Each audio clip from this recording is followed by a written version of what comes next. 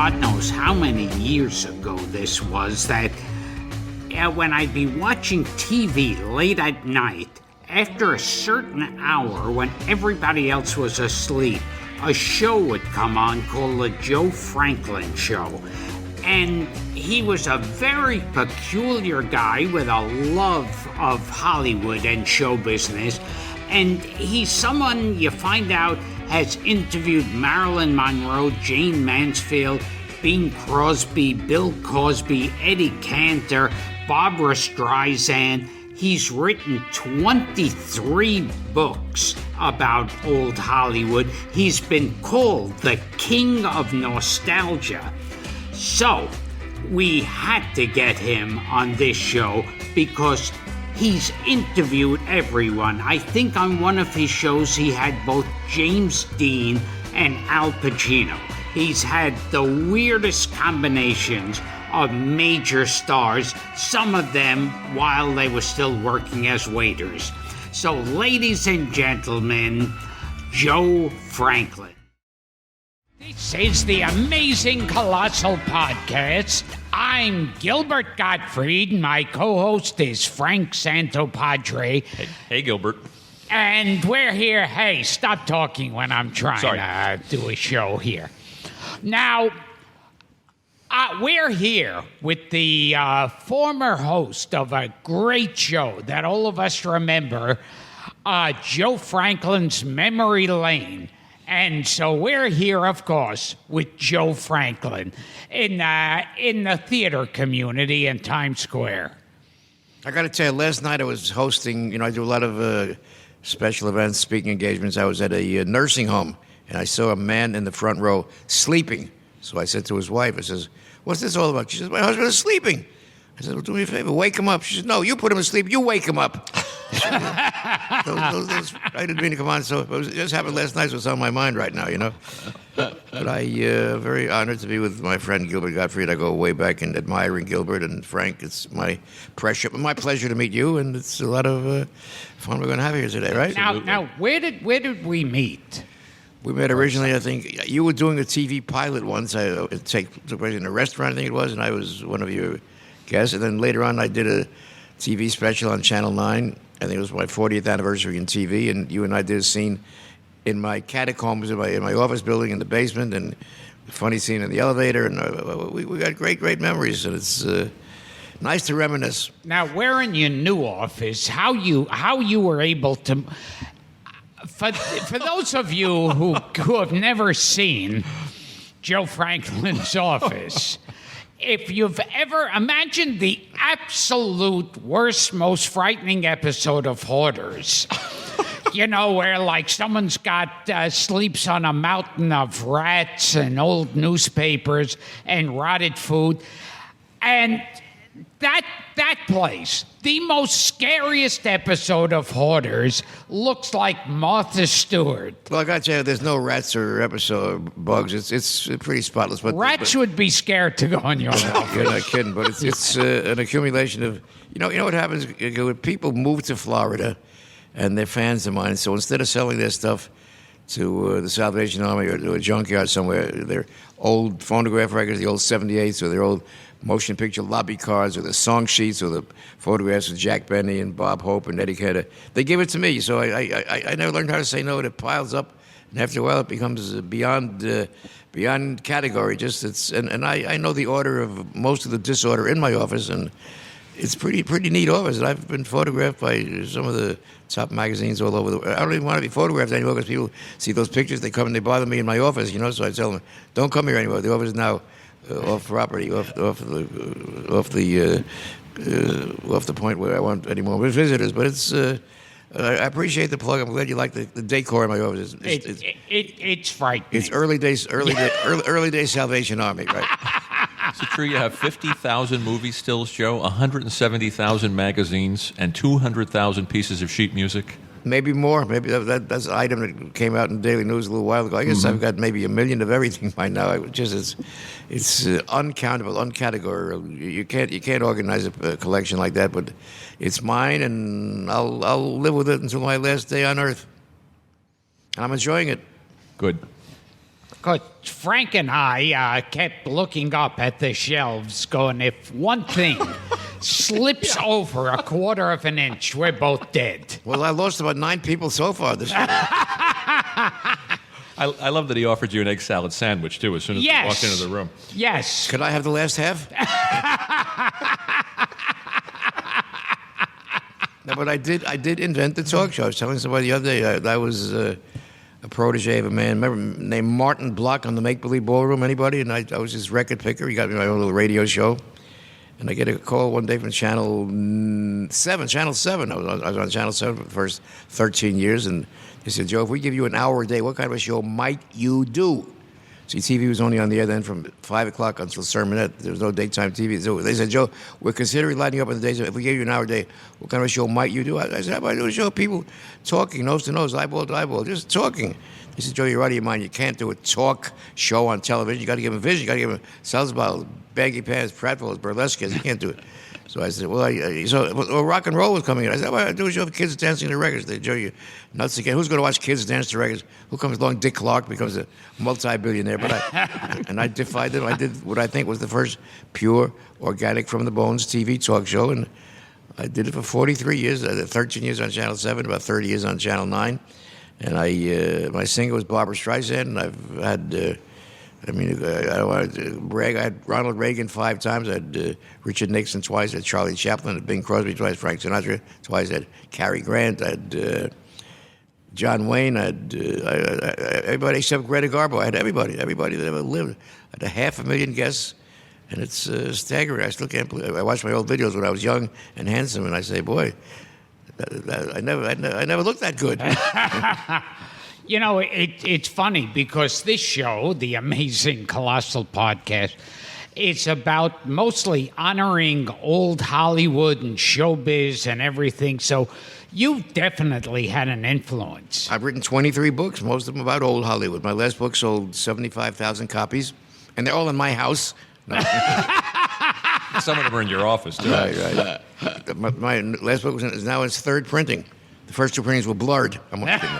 No, but now, what was Charlie Chaplin like to talk to? Well, Chaplin told me something. I mean, he told me many. He told me, most of all, he told me about people who spend hours analyzing his films with a microscope. They spend half a lifetime analyzing all the implications, all the Freudian shadings, and all the, just to make it simplistic, every time he kicks the fat man in the behind, he's supposed to be knocking the establishment, you know what I'm saying? Mm-hmm. But he swore to me he had nothing in mind ever except to make people laugh. They're analyzing and they're scrutinizing what wasn't there in the first place, So basically, all he had was to make people laugh, and they analyze those movies year after year, and it's so phony, so fake. There's nothing to analyze, So he was in a wheelchair. He was called back after being sort of an exile for a long time, and he was a great man, Charlie Chaplin, as was Ronald Reagan, as was everybody. I had Bill Cosby is one of the Bill Cosby always comes back. Many stars don't come back. I gave the first exposure ever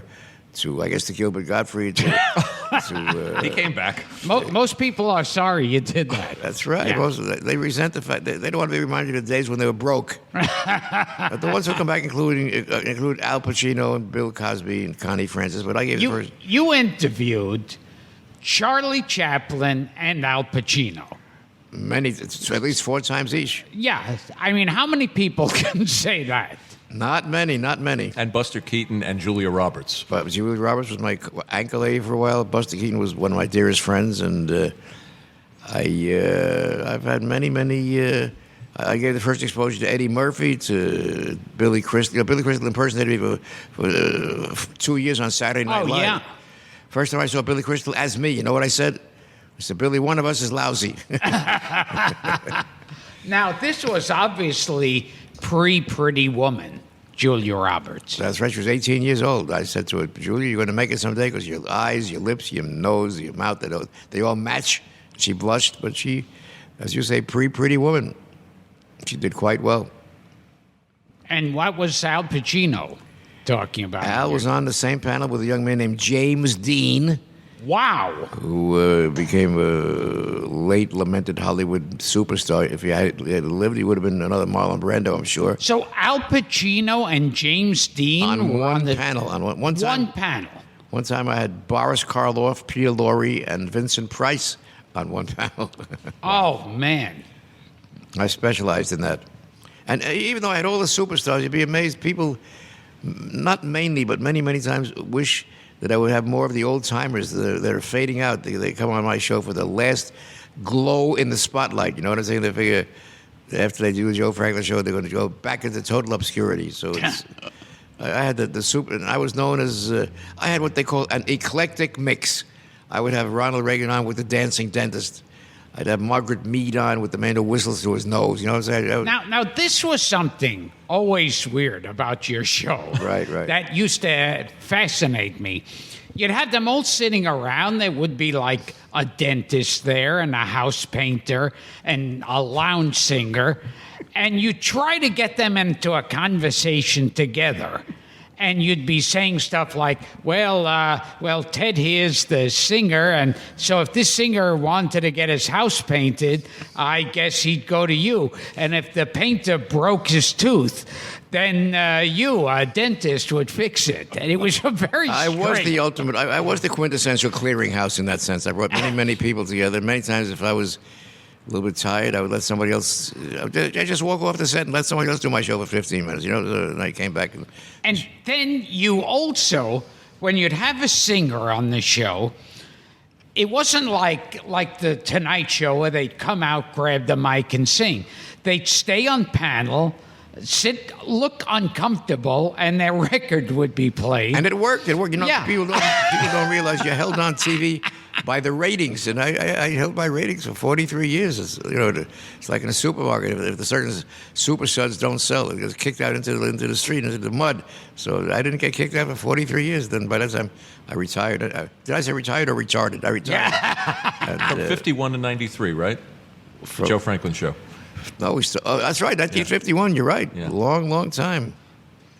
Long time. And it's a question now that I've got people after me to bring it back the way it was. Yeah. The original Joe Franklin radio TV show. I mean, which I don't think I got the energy or the stamina to do that 5 times a week anymore. But I'm on Bloomberg Radio every day. You know, this week Yes. I'm interviewing Neil Sedaka, Olivia Newton-John, and Paul Anker, and Sidney Lauper. I get Shirley Jones. I get good guests. I want to have Mr. Godfrey on there one day soon. But it's He's a tough cat, Joe. Yeah. he wants too much money. Too much money, right?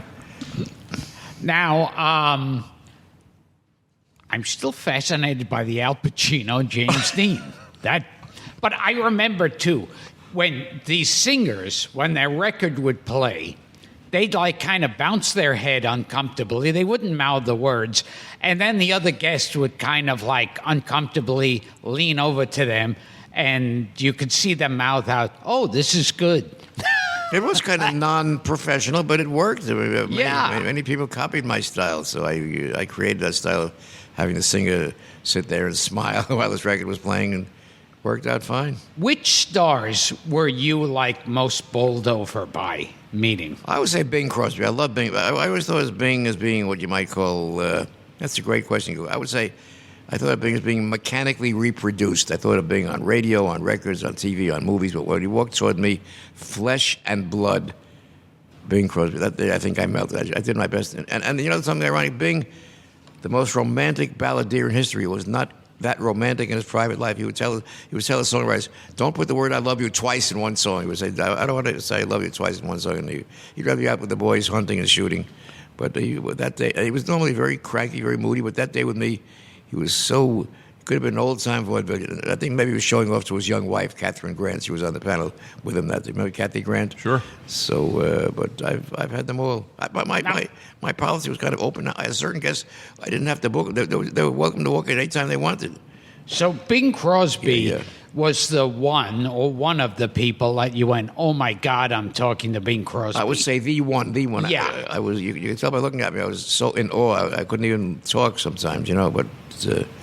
I love Bing Crosby. Now, Bing Crosby, his second marriage was supposed to be like, they say, an improvement on the first one. Well, the first one was Dixie Lee, who I think drank a little bit, and the second one was Catherine Grant, who he really loved. He had 4 kids with each wife, and I think that his memory will endure. You know, Bing Crosby was number one at the box office for about 4 years in a row when he made Going My Way and Bells of St. Mary's and all those. And one of my other favorites is Mickey Rooney, who's 93. Mickey Rooney is 93. And Sir Laurence Olivier told me on my show that Mickey Rooney is the greatest actor that ever lived. Olivier said that. I remember seeing the human comedy with Mickey Rooney's telegram boy and best brings a telegram to a mother that her son was killed in the war. That scene is one of the all-time. Well, Sammy Davis Jr. in an interview, they called him the greatest entertainer of all time. I'll go along with that as well, but right? Sammy Davis said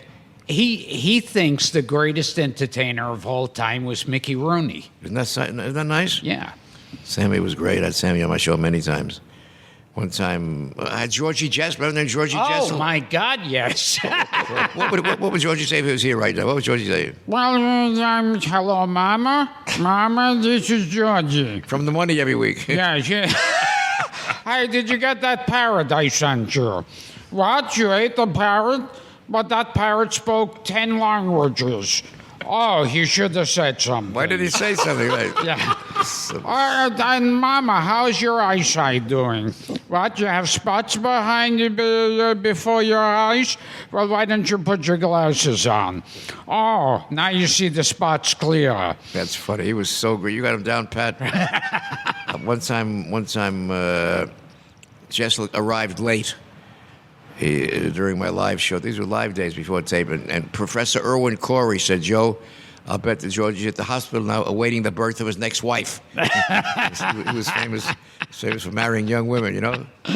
One time Jessel was on with Cardinal Spellman. Remember Cardinal Spellman? So yes. Jessel asked to quote the Bible. So Cardinal Spellman says, Georgie, I didn't realize you were such a keen, avid, ardent student of the Bible. So he says, well, I'll tell you one thing, Jessel said, when I was a young man, Your Highness, in vaudeville, going from city to city, in between gigs, I would sit in my hotel room at night, and I would study the Gideon Bible until the hooker got there. I got a million of those.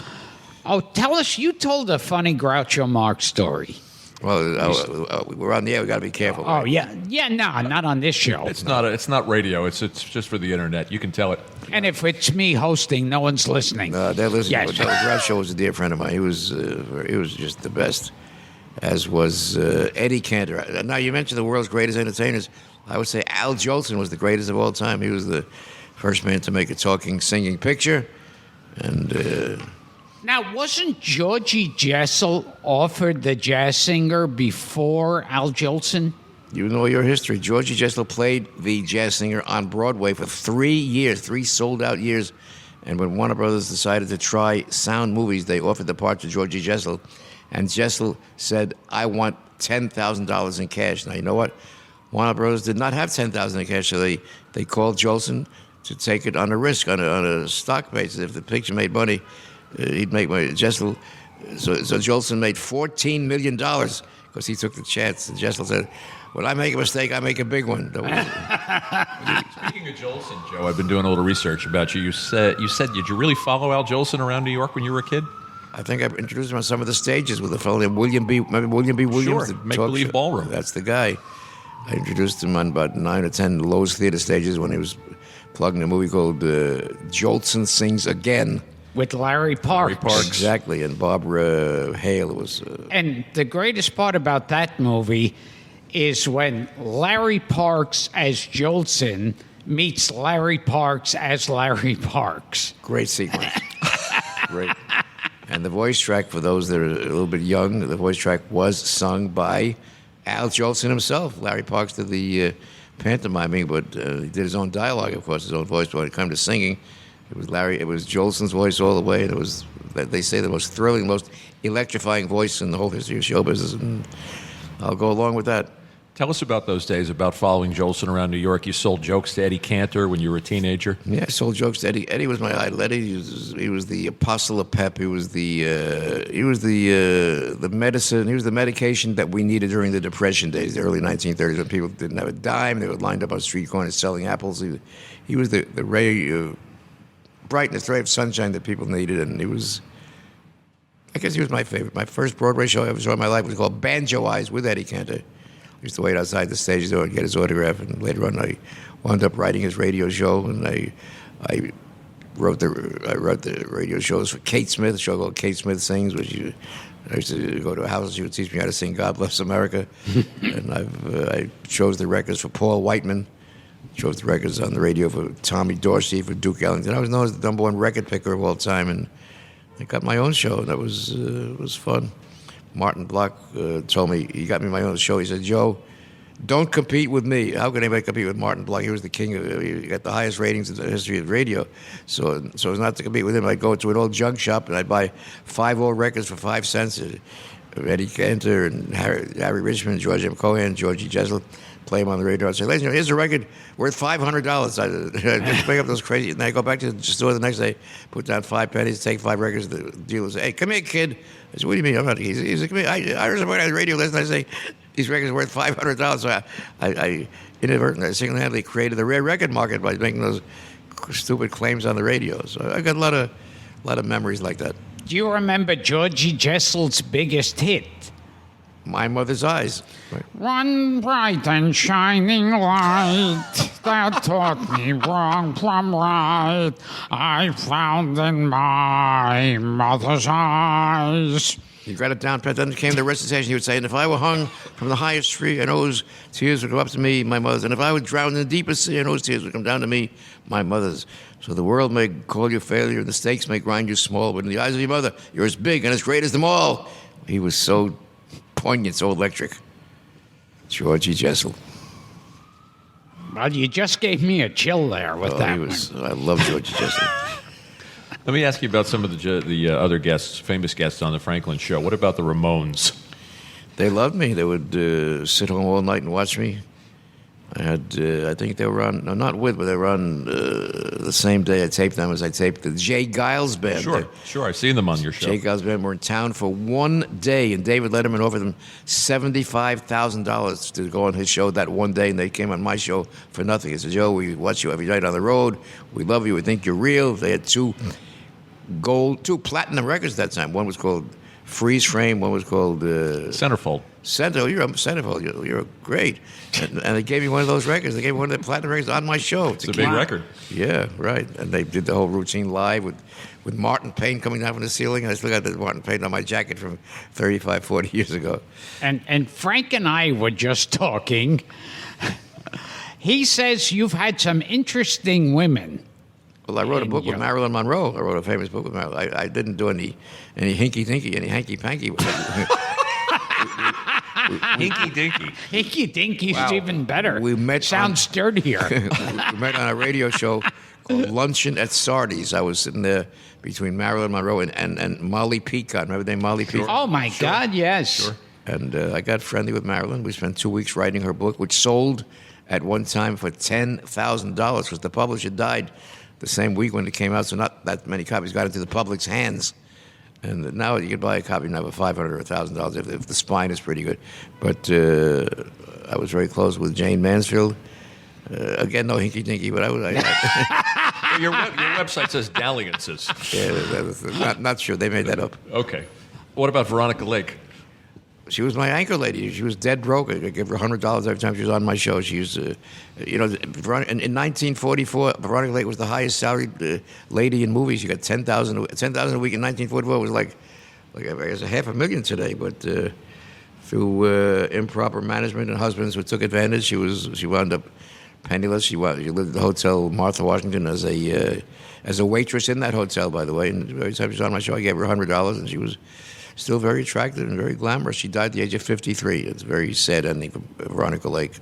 One time I heard on the radio Al Jolson say, "I'm coming to New York. I'm going to be living at the Hotel Martha Washington." So you know what I did? I waited out in front of the Hotel Martha Washington for a whole week, and this is what I found out. I found it's a ladies' hotel. He just as a joke. I was waiting for He never showed up. It was just like an inside joke, but I didn't know it was an inside joke. I got great memories like that. Now, Veronica Lake was known for her hair. The peekaboo hairdo, That's right. Yeah, it hid half of her face. That's right. And later on, the government kind of banned it because the women were getting it caught in the machinery when they were doing their defense work. I think of Sullivan's Travels when I think of Veronica Lake. That's the one. Yeah. Many pictures like that, right? So they put an end to that haircut, That's to right. Veronica Lake, Because- which every woman wanted because she was a sex symbol. Think of those movies she made with Alan Ladd, like Was she in This Gun for Hire? This Gun for Hire, The Glass Key. You know your stuff. She was a beautiful lady in her heyday. And they would get their hair caught in machineries. That's right. That's the reason that the government banned it. They said no more hairdos like that for anybody. That was big headline news in those days. Big news. Now, what was some of the saddest celebs you've run into who are former stars? Well, I had so many that committed suicide after taping my show. Remember Gig Young? He was. Oh, yes. We were talking about him He recently. taped the show with me, committed suicide the next day. Remember a comedian named Jackie Cannon? Had a famous Jackie Cannon's joke room. He committed suicide. He was very famous. I had a few like that, but most of them were.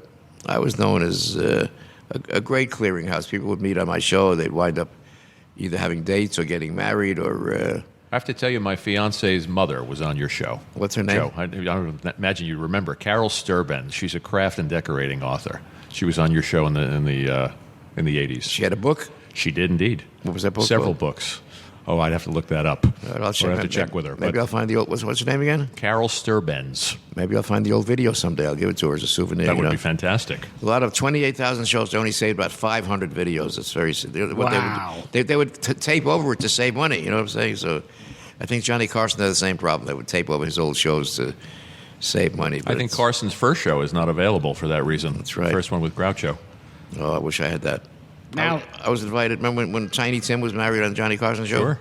I was invited to that wedding. Miss Vicky. Miss Vicky, I couldn't go. You know why? I couldn't find a formal shopping bag. We were going to ask you about Tiny Tim. Yeah, Speaking he of, was a dear friend. We would sit in the back of the limousine on the way to different events, and we'd sing the old songs together. I miss Tiny Tim. He was probably the most recognizable man that ever lived. You walk in the streets with Tiny Tim, they'd climb aboard and just to be near him. They would block the sidewalks to see Tiny Tim. He was a big star once on Laugh-In. I think he made $50,000 a week, and he was very wealthy. But his manager ran away with all the money. Oh, that's another story. Those things happen in show business, Yeah. right?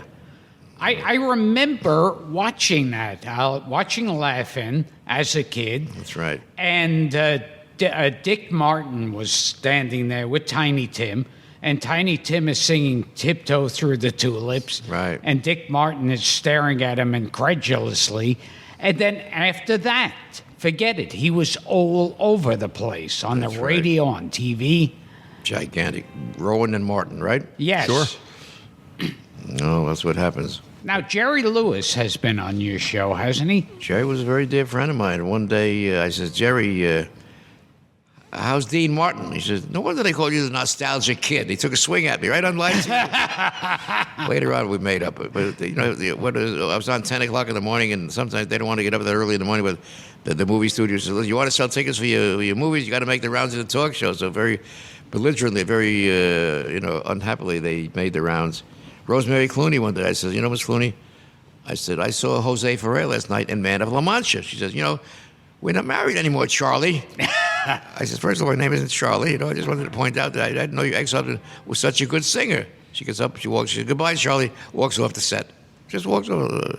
Later on, it came out she was going through a nervous break. She wrote a famous book about her nervous breakdown at that period, so she apologized to me later on. She said I was very nervous that day. I accepted her apology, Rosemary Clooney, but it's, you got to live with these people and enjoy them. And the main thing I always say is get the book plug out of the way. Plug the book fast, otherwise they're going to get nervous. You're not going to plug the book. So if you plug the book fast or the movie, they'll be more at ease. They'll forget they're on TV and they'll give you a good interview. And I never rehearsed an agreement. Nowadays you watch a TV show, someone says, "How do you feel?" It says on a teleprompter, "Fine." Those days. But when I did it, having dinner in a restaurant, rehearse your dialogue before the dinner. You just have your dialogue. I did the same thing. I did not read the books. I just came on the air and spoke to them and ad-libbed it, and it worked. It clicked for all those years. You can't knock that, right, Gilbert? Right? No, I watched it all the time. So did I. Yeah, that was so much fun when that came on. It was a way of life, and I tried to speak in clear, distinct English. I had a cab driver. I have at least one cab driver a month who does not want to take my money. They say, Joe, I learned English watching you on TV. That's nice. I want to be my guest. I always make him take the money. Well, once I gave him a nickel tip because he thought I was Jackie Mason. I figured he'd go around saying Jackie Mason is very cheap. That's what I figured. But I get Merv Griffin once in a while, but nine out of 10 I get Joe Franklin. Speaking of English as a second language, tell us about Salvador Dali appearing on the show. He just liked me. One time we had lunch together in the Hotel des Artistes after my show, Salvador Dali, me, and two others. And the check for about 4 people for a beautiful lunch was $9. So I said to the waitress, I said, how about instead of me paying the $9, I get Mr. Dali to sign his autograph on the back of this check. He said, I'll go talk to the boss. So he came out and said, the boss okays it. So he signed it, and I met a man about a year ago who sold that check on eBay for about maybe $15,000. It was that autograph of Salvador Dali. That's a fond memory of thing. I had John Lennon on every time I had John Lennon on once, we'd have Yoko on 3 times. He wanted to show Yoko that she could exist. That was the deal, huh? That was the deal. Without 3 Yokos for 1 John. Exactly. Without him. And John Lennon sent me many, many thank you letters, which like a dope I sold to Charles Hamilton, the autograph man. I wish I still had those letters, but I've got nice memories of knowing John Lennon. He was the best. What was John Lennon like to talk to? The most ordinary, non-actory, just so real, just like anybody in the street. Just a nice guy. I miss him very much. What about the Jackson 5? Well, one of the cutest kids of all time was Michael Jackson at the age of 5 when he was on with the Jackson family. He was adorable. I had him on several times when he was 5 years old, and he was so electric, so dignified, and handsome, and kind of a sad ending. But he was a beautiful guest. I had so many beautiful guests. So many famous actresses. You had Myrna Loy, I had Veronica Lake, I had Hedy Lamarr, I had Ginger Rogers, I had Fred Astaire. I asked Fred Astaire once, who was his favorite dancing partner? And he danced with everybody. You know what he says to me? Gene Kelly. Didn't want to offend any of the ladies. But I got all those great memories. I'm not going to quit till I get it right. Still enjoying it. Now, there were a few people who used to like just autograph stuff. I mean, like a check. Like I heard it happen with Jimmy Stewart and people like that, where they would write a check and no one would ever cash the check. That's true. People do that with my checks, too. Yeah. And I collect old checks as part of my memorabilia archives. I got checks by Rudy Valley, who was my very best friend of all time, Rudy Valley. Remember the vagabond lover, Rudy Valley? What a great man he was. He wanted to play the role of Patton so badly. He wrote a famous letter to Darryl F. Zanuck. He wanted to play Patton, but I think George Scott got the part, right? Yeah, and ran with it. He did very well, yeah. But I've got autographed checks from... I remember Rudy Valley playing a Batman villain on the old Adam West Batman series. That's right. You in got the a 60s. good memory. You got a good memory. It was the first time I ever saw Rudy Valley. That's right. I got autographed checks, yeah. Wait, was he the crooner? He played Lord Fogg. Oh. He played a Brit with a monocle. And he could dispense knockout gas. I can't believe I'm saying that. Knockout gas from a meerschaum pipe. Rudy Valley, in his heyday, gentlemen, was more famous than any 3 people you can think of today combined. He was the #1 singer in the entire history of the world. One day, he picked up the phone in his house in California. He heard his wife, Faye Webb, saying, I'm going to poison Rudy tonight. So that made the headlines. That made front pages all over the world for months and months and months. And he got rid of his wife, of course. But he was the best. He was a little on the frugal side, right? But that was Rudy Valley. Famous. Wasn't he on your show over 90 times? Maybe 110 times. And Otto Preminger, too. Over Preminger, 90 times. Many times. Oh, yeah. Eddie Fisher. Remember Eddie Fisher? Sure. Eddie Fisher was the only man in history that sold 22 records in a row that each one sold $1 million. There wasn't one out of those 22 in a row didn't sell $1 million at least. Shows you how famous, fleeting people forgot Eddie Fisher by now. And Eddie Fisher's a sad case because he was so popular. Sad ending, right? Yeah. And then he was like forgotten about. He was, well, tell us about the whole love triangle. He was married to everybody. He was married to Connie Stevens, Debbie Reynolds, Elizabeth Taylor, many, many more wives. I think he had 8 wives. At the end was an Oriental woman who died and left him many, many millions of dollars at the end. So he did okay, but who left who to marry who? I think he was married to Debbie Reynolds, right, who was America's sweetheart. She certainly was, right. Hurt her. And then he started having an affair with Elizabeth Taylor. That's right. And that made America hated him. Yeah, they kind of resented that, you're right. And then Elizabeth Taylor started having an affair with Richard Burton. She was married to Richard Burton twice, you know that, yes. right? She made the movie that sort of bankrupted 20th Century Fox. Oh, Cleopatra. Cleopatra, right. And Hello, Dolly with Barbra Streisand sort of bankrupted the company the second time, right? But the movie musicals, they're kind of passé now. You don't see many movies. Today you see very strange kind of movies. I miss the old ones where they'd have long scenes, just people sitting nose to nose talking over a breakfast table or something. But you don't get that anymore. It's a little slimy today, right? But you can't knock what pays the rent, right? Well, there's like that long street in L.A. that used to, like of hotels and businesses now, that all used to belong to 20th Century Fox. And I think after Cleopatra, they had to sell a lot of it. Right, right. There were certain stars that owned much property. Fred McMurray.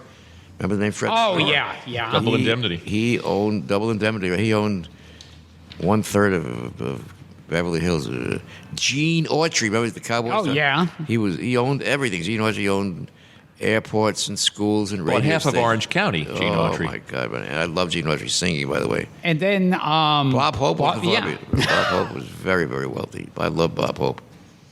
I miss Bob Hope emceeing the Academy Award. I miss Johnny Carson emceeing the Academy Awards. You know, it's a little different today.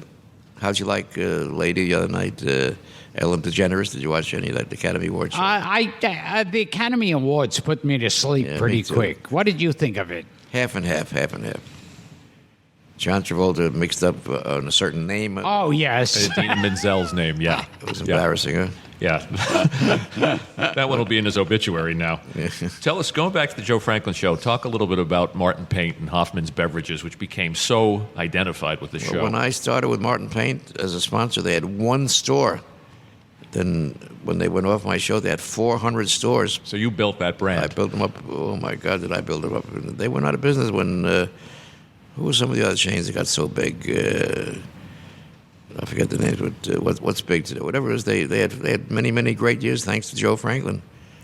And I had Nabisco shredded wheat. There was one time I had on my desk 28 products on TV. Today you don't see live products on desks anymore. I had 28 live products.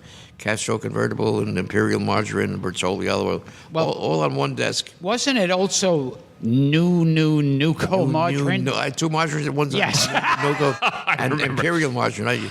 I defied the laws of gravity. So you had 2 margarines competing with each other. I go back to the show. days when you could advertise cigarettes on TV. One time I said, 9 out of 10 doctors who tried Camels went back to women. And I was taken off the air by the censors for 2 weeks off the air. So one time I said, my sponsor was Stop and Shop. I said, Stop and Shop is merging with A&P. They're going to call it now Stop and P. Forget it was taken off the air for... So, you know, but I pioneered a lot of Howard Stern material. Howard will tell you that. Yeah. Howard used to follow me in the streets. And Joe Franklin would follow me in the streets. And so I think that a little of me rubbed off on him, you know. I was one of the first bad boys on TV, but I did it with a sweet, kind, innocent, lovable, kissable baby face, and I got away with it, you know. People would say, I'd make a strong point, an acid point that only a certain Mike Wallace or somebody, or Alan Burke could make it. I would say, did Joe Franklin really say that? He couldn't have said that. He's too nice to have said that. I did say it, but I got away with it by being so young and innocent looking and lovable, you know. I don't think of Joe Franklin as a bad boy. Do you, Gilbert? What do you remember about making Ghostbusters? Because Harold Ramis passed recently. Oh, Harold Ramis was a dear friend of mine. Well, I'm in the pivotal scene where I say, have you seen Elvis Presley lately? It was a classic line, and I still get residuals on that. You do? It's amazing. I got one. I checked the other day for 9 cents. What was it? I've got you beat. I have a check on my wall Right. for a penny. A penny, right? What Yeah. movie? What? What movie was that? That one was Mom and Dad Save the World. Now, what's it cost them to mail that letter, right? Yes. gosh. Yeah, the paper it's printed on. That's amazing. Costs more Was than John it's worth. Lovitz in that one? Yes. John Lovitz, Jeffrey Jones. Sure, Jeffrey Jones from Beetlejuice. Oh, what's her name? I think that woman who was in Young Frankenstein. Terry Garr? Terry Garr. Yeah. And Kathy Ireland. And you got 1 cent One and a cent. check. 1 Isn't cent. that amazing? What about Broadway Danny Rose? Joe, you were in that one too. Woody Allen. I mean, Woody Allen is the genius of all. In fact, when you make a Woody Allen movie, as far as I know, there's no script. He just tells you go out there and he gives you the rough idea what you're going to say, and I said it, and that was a classic. I'm in a movie called 29th Street with Frank Langella, is that his name, and it was the big fellow. I can't think of it right now. But anyway, I'm in a lot of movies. I've made movies with Buster Crabbe, Buster Crabbe. The Projectionist. There's a name.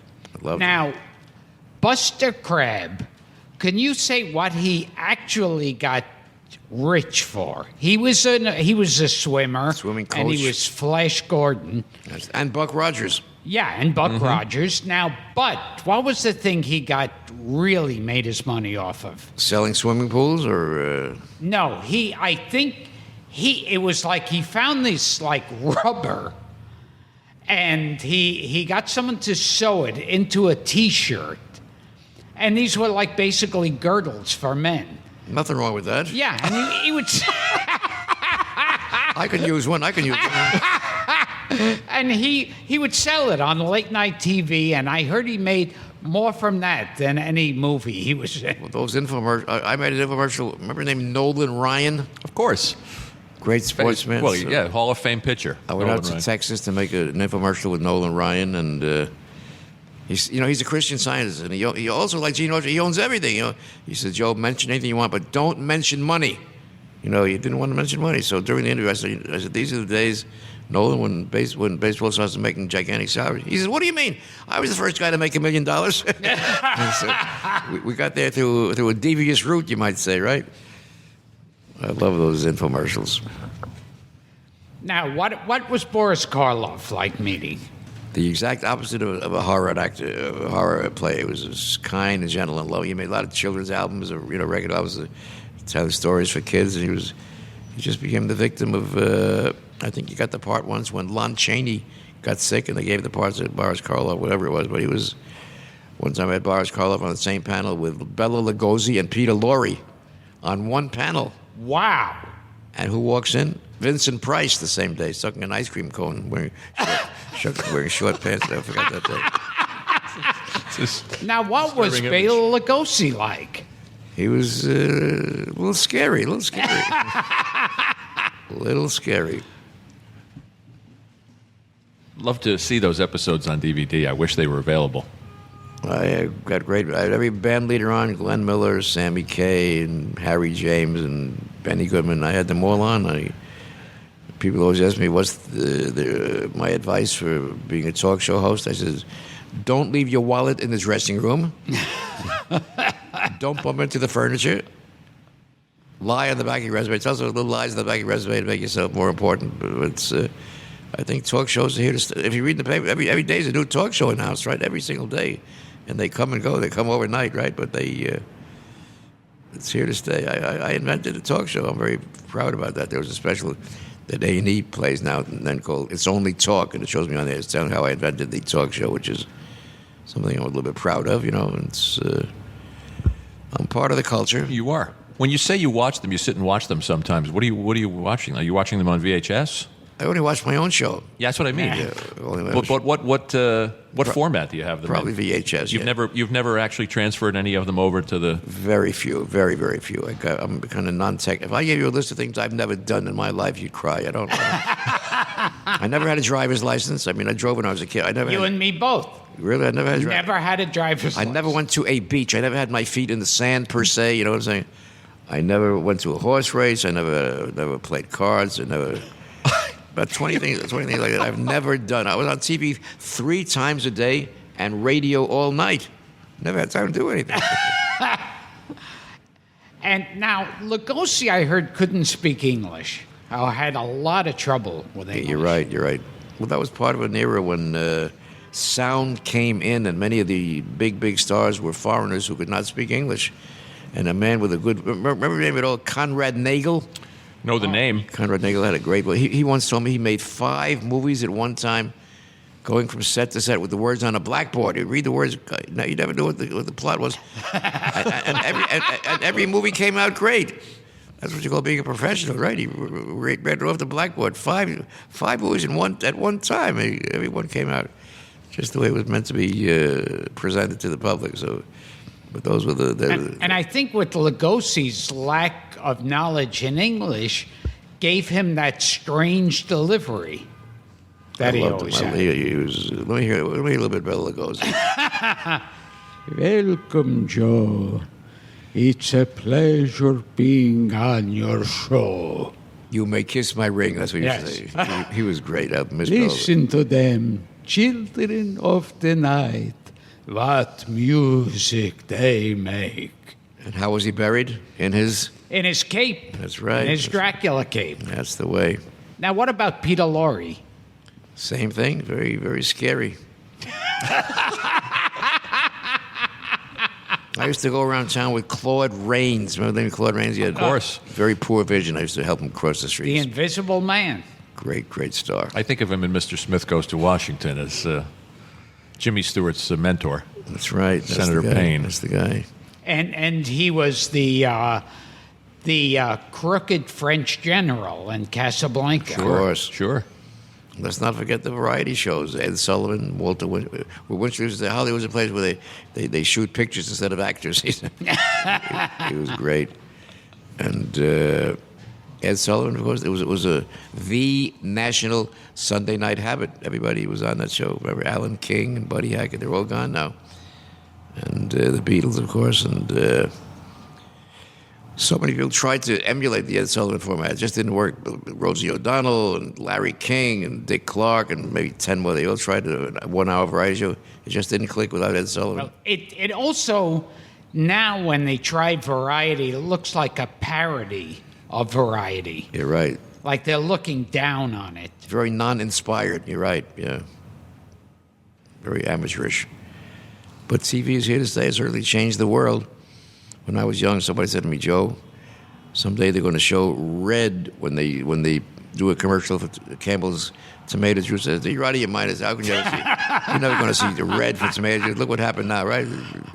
Today, without Technicolor, there'd be no TV. So it's who knows what's to come, right? Now, were there people you hated, famous people you hated? I don't think so. A couple were a little jealous of me, but I forgive them, I forget them. And it's a way of life. The nice ones more than compensated for that, right? Yeah. Was there anybody you wanted to get? Was there a dream guest that you Only Greta couldn't Garbo. get your hands on? Greta Was it Garbo. Yeah, she wouldn't come on. She wouldn't go anywhere. I think she made a movie in the early 40s called Two-Faced Woman. She went to see that movie. She said, I've made enough faces, and she quit. Wasn't she living in Sutton Place I for used to years? sit with her in her apartment. I was very close with Greta Garbo. We used to meet in Greta Garbo film retrospectives, and we'd meet in the streets. And I had lunch with her at a restaurant, at a store called Nutrition Center. She would always go in health food stores, and she left her shoes there one day, which I took home with me. I sold them on eBay many years ago. So you do know about eBay. Yeah. But most of the stuff I sell upstairs, I'm so emotionally attached. I don't want to sell my things. I want to keep them and go down with them someday. Well, Gilbert and I were sitting in that office, and there's got to be a small fortune in that room, if you can manage it, if you can inventory everything. I enjoy it. We were considering robbing the place. Anytime you want. There's a lot of stuff in there. I'll give you a key. Come in any midnight you want. It's all yours. Like any one album out of the piles of a trillion, I think you could retire on. Some of them are rare. I got albums that sell for $2,000, $3,000, $4,000, $5,000. I got an album, the film score of the famous C drama. I'll think of it. Anyway, it's I got some rare ones. The old 78s, the old 33s are rare in many cases. Kane Mutiny Court Martial. Kane Mutiny Court Martial. That soundtrack is very rare. Isn't that the name of the movie, Kane Mutiny Court Martial? Kane Mutiny with Bogart. Right. And Fred McMurray. Right, famous, yeah. And Van Johnson? Van Johnson. Yeah. Oh, he was great. What movie was that? The Kane that Mutiny. movie was fabulous. Oh, and Jose Ferrer. I love Van Johnson. Van Johnson used to wear red socks all the time. Van Johnson was a good friend of mine, yeah. He was hard of hearing. A lot of stars are hard of hearing nowadays. Pat Cooper doesn't hear the way he used to do it. No. But he's a funny guy. He yells, he screams. He's right? on our list of people to interview. You going to interview somebody again? Oh, yeah, sure. He'd be a sensational guest. I Sure. love Pat Cooper. And so is this program heard all over the world now? Is that the way it works? Absolutely. It's heard in Gilbert's house. That's right. Now, this is funny because we were talking about all the different talk shows, and I make jokes about your show a lot, but your show outlasted Everybody. everybody. There were 550 talk show hosts came and went during my tenure. 550 talk show hosts came and went. That's a lot of people. Stunning. Yeah. Got to mean something, right? It's got to mean something. Even Dick Cavett, he was on your show. Several times. Yeah, right. I love Dick, but I was on a show one night. You know what happened on the same show? Somebody died. The editor of Prevention magazine. Oh, yes. What was his name? I forgot the name. Rodale. Right. He died right after me or before me. Of course, I died on TV every night for all those years. I died myself every night, right? But I invented a lot of things. I invented dirty, stupid dog tricks or pet tricks, whatever you want to go. Whatever. There was an article in New York Magazine. I invented what so many talk shows are doing nowadays, so you can't knock it. I was never able to go super duper national, but I had the chance. I had people who said to me, Joe, why don't you take your show out of the category and go? I didn't want to go national. I wanted to keep it local the way it was, and it did quite well. And I was the first show to be on cable. I think it was a company called Eastern Microwave. There was no such thing as cable. There was a company in Jersey called Eastern Microwave. All of a sudden, I started to get mail from Alaska, from Italy, from Puerto Rico.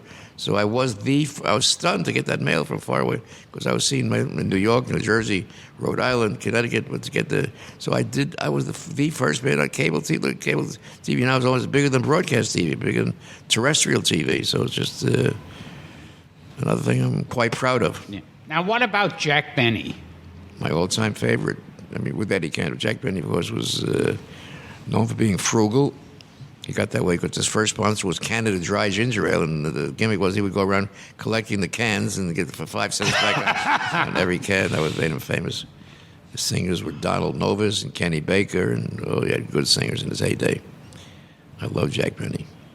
He died quite young. He had stomach cancer, but I love Jack Benny. George Burns, of course. George Burns was a dear friend. He would talk to George on the phone. He would say, "Oh, how are you?" But he came in person. He'd light up like an electric fan when he came on that stage. He saved his energy for the time when he performed, Now, you know Sid Caesar also. Very dear friend. I had to hold his hand once. We were showing a Sid Caesar documentary. He was very nervous. He had terrible bad scoliosis in the back or something. Terrible pain. But he was a great, great entertainer. Great star with Imogene Coca. Remember Imogene Coca? Oh, yeah. Show of shows. Howard Morris. Yes. I think his writers included Woody Allen, right? And Carl Reiner, Mel Brooks. Mel Tolkien. Yes. Great. Neil Simon. Neil Simon. Whoa, Larry Gilbert. What a cast. What a crew of writers, huh? So there's not much more I can say except I've enjoyed this. I hope you're going to invite me back. And we definitely will. What do you think of the idea of having Joe wrap the show the way he used to wrap the old Joe Franklin show, Gilbert? Yes, that's a great idea. Ladies and gentlemen, do me a favor. Don't ever leave me, please. I'll get insecure. Don't leave me. don't ever leave me. Still, I'll be back tomorrow with more of the same.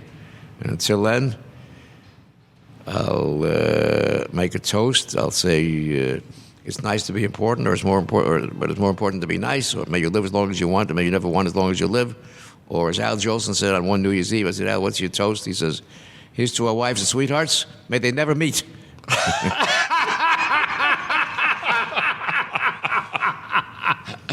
Joe Franklin, ladies and gentlemen. I can't top that. Please invite me back. We will. I enjoyed this. Thank you.